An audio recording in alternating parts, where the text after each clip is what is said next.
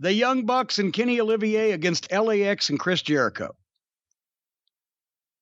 Did you notice anything from the entrances? Bucks and Omega came out together, LAX came out, then Jericho came out last. Did you notice anything from the entrances? I actually missed the Bucks and Omega's entrance. I only saw Jericho come out. Okay, he's the only one that looked like a fucking star. Here comes the Young Bucks and Kenny Omega with a confetti fucking pyro cannon and, paper flying in the air. But the Young Bucks, they're fucking grade school children in flouncy, frilly outfits, and Kenny Omega looks like Kenny Omega coming down the fucking ramp. Can I say something to you? Not too many people out there are going to understand this. There's like 8 people who may find it funny, but I thought it last night. I have to say it to you. The 2 Bucks. The one who's losing his hair, which one is that? The blonde? Blonde is Nick. Nick. He's a good wrestler. If he did things a little different, he's really, really good. The other one, if you look at him, and obviously it's a little more hair, there's no gut, but he always I don't know if it's his gimmick or what, he always has that dull look on his face. Like, he looks like fucking Marty Gorman. Oh my God. Oh my God. Next time you see him, tell me you don't see Marty Gorman. And he's getting even cheekier. His face is getting wider, right? Yeah. Yeah, you're right. 8 people will get that one. But anyway, they start the match. I'm going to get this out of the way. I'm sorry if everybody has a problem with this, but I fucking hate Kenny Olivier's stagey, dramatic jazz hands, pointing gestures, Nureyev-like spinning and pointing and prancing and prissing and fucking waving and goofy facials. And it just, what the fuck? It's not a guy having a fight or a wrestling match or a contest. It's a high cliff diver making a graceful performance, or a fucking ballet dancer or whatever. And it just, yes, he's fast, and yes, he's athletic, but I hate his fucking wrestling because it all looks so fucking, it's not even like, people sometimes said Ricky Steamboat sold so ballet-like, but it still looked pain incredible, and it was body language, but now it's just, look at me, I'm waving my arms in the air because I'm fucking calling attention to myself and all my prancing around like you little tiptoeing fucking nerd-faced video game fuckwit. You know what? Because of you, I enjoyed this match far more than I probably would have normally, because as soon as Omega started doing his shit, I laughed at myself, and I just say jazz hands. I ended up tweeting it out because I laughed so much. But then he kept going, and it wasn't like the fans were screaming or really getting into the energy of it. At least it didn't seem that way. Someone's going to say, the audience was flipping out the whole time. It didn't come across that way at this point in the match on TV. And he's doing all this pointing at his faces, and I started losing it. It was so funny. It almost felt like he was doing it just for us. Yes. It was it's so it's ridiculous. A rib now. It's a rib now. I can't not see it. As soon as he starts doing it, it's nonstop. It doesn't stop. And it gets sillier and sillier. And if you focus on just that, it makes him really enjoyable, not necessarily as a wrestler, but as some sort of weird, like, what the fuck is he doing? I ended up really enjoying watching him until he got beaten up because of that. It was hysterical. Well, and you know what? And this will probably, more people will know this than the Marty Gorman reference, but I thought at one point during his fucking ballet performance, Kenny Omega wrestles and acts like Joel Grey on steroids, starring in a Bob Fosse Broadway musical. Now, if y'all Google that, it's fucking hilarious.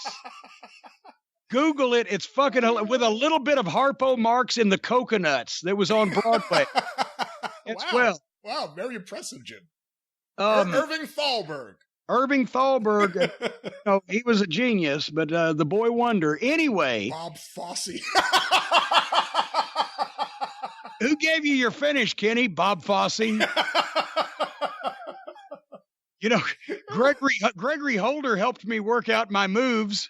See, I see a little Esther Williams in there, actually. Well, wait.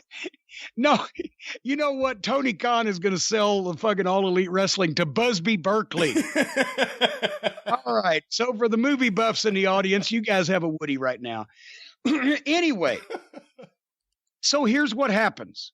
They're having this match, and then suddenly Kenny Olivier is in the ring, and suddenly Jon Moxley appears behind him. He acts like he doesn't know what's going on behind him. Then he turns around and they get in a fucking fight. Well, hold on, I got to stop you there because his reaction to something happening behind him was interesting. To not turn around. Because the announcers made it sound like he senses something, like he had supernatural skills to know that someone was near him. Well, no, the people are yelling that they're popping, obviously, so you'd be an idiot, which he is, but you'd look like an idiot, which he did, if you don't recognize that something's happened in the sight line of the entire arena, and since there's nothing going on in front of you, the only choice is behind you. So he gets on his face, something's going on behind me, but he doesn't turn around to figure out what it is. And then he does, and he gets pickled. But then here... Did you see who else was in the ring? What do you mean? Did you see who else was in the ring when Jon Moxley, who's not in this match, attacked one of the participants in the match? The referee. Of course, standing there looking at it. That's right. DQs will matter in AEW. Sports-based present, they could have gotten the referee out of the way. All the wild shit these guys do and are going to do. You mean the referee can't bail out on the floor to see if somebody hadn't fucking busted his ass and broke his neck, or can't be distracted or whatever, to where Moxley can come in because he wasn't laying Olivier out to get beat. They get in a fight and immediately leave the ring. If the referee's attention had been diverted for 10 seconds, you'd have never seen Jon Moxley in the ring, and then they're away from ringside, and the referee could have turned around and, well, where the fuck did Omega go? But then, while the match is continuing in the arena, but we don't see it, now they could have done picture-in-picture, but they didn't. Moxley and Olivier go to the back of the arena. They do a bunch of stagey, standard, outlaw, indie mud show back of the arena fighting that everybody does. And then they go to a fake VIP area that's obviously set. It's just, why is the VIP area that is adjacent to the arena lit for television? Why is the VIP area that is not even curtained off from the arena? You can see the arena over their shoulder. They just we're going to set up a VIP area.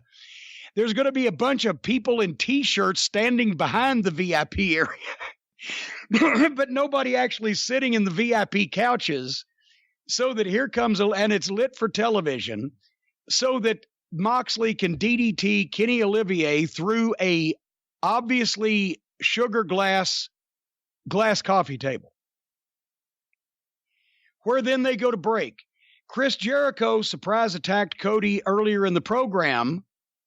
They do it the exact same thing twice in the same show. Well, first of all, they go to the break. You don't even know if the match is still going because they didn't do the picture-in-picture. They go to the back. Right. Yeah. So you know the match is still going because the match never ended, but you never see it going. Right. You just figure, is that it? Are they going to cut away from the match? Are they going to come back to the match? They go to the break and they don't tell you what's going on. Then they come back for the match part 2, where they do their endless flips and flops.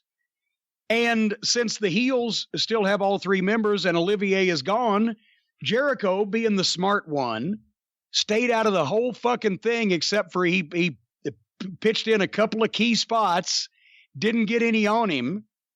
Then LAX sets up the fucking Young Bucks and Jericho pins Nick. The finish was perfect. That's exactly what they needed to do. And I'm not against LAX either. They do some good shit, but it was just, they'd already made the match stupid because there was not a DQ when the referee was standing there. Then they do all their flips and flops, which I've, actually zipped through a bit of. And then that was the perfect finish. But then Cody makes the big save when they're getting the heat on fucking the Bucks. Then here comes Guevara back in and kicks Cody in the balls, which was great. Then here comes Dustin, and he makes a save. Then here comes Jake Hager, and he hits and lays everybody else, or everybody out. I didn't give a shit about the match. The finish of the match and the angle afterwards was fucking great. And the heels getting lengthy heat was great. And Jake Hager being a 6'5", 260-pound grown man, legitimate athlete, that was great. Street clothes, that was great. Yes, in street clothes, because why would he be dressed to wrestle when he didn't wrestle? Nobody runs out in their street clothes anymore. They got heat, It was like going off the air on Mid-South Wrestling. The heels are kicking the shit out of, the baby faces. And Guevara, that's another reason with what they did with him here. It's another reason he didn't need the last 2 fucking false finishes with Cody. Because he comes back and gets his heat right back as he switches and becomes this evil minion in the fucking, little group they got going there. So a lot of times, this show was more good than bad. Yeah.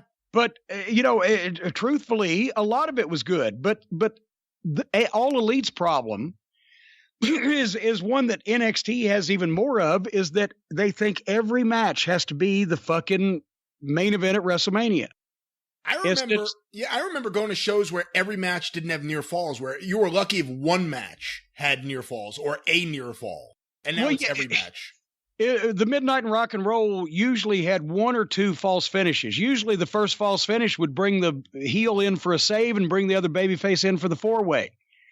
I remember when we got really fancy in the 80s, or in the, in the 80s and on pay-per-view, and in 90 with the Southern Boys, we had like 4 false finishes. My God, that was unheard of.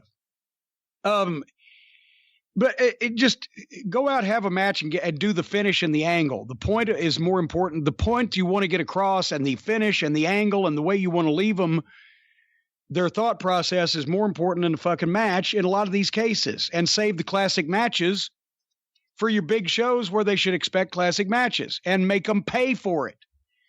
But anyway, All Elite Wrestling was a good television show with certain problems that we have mentioned.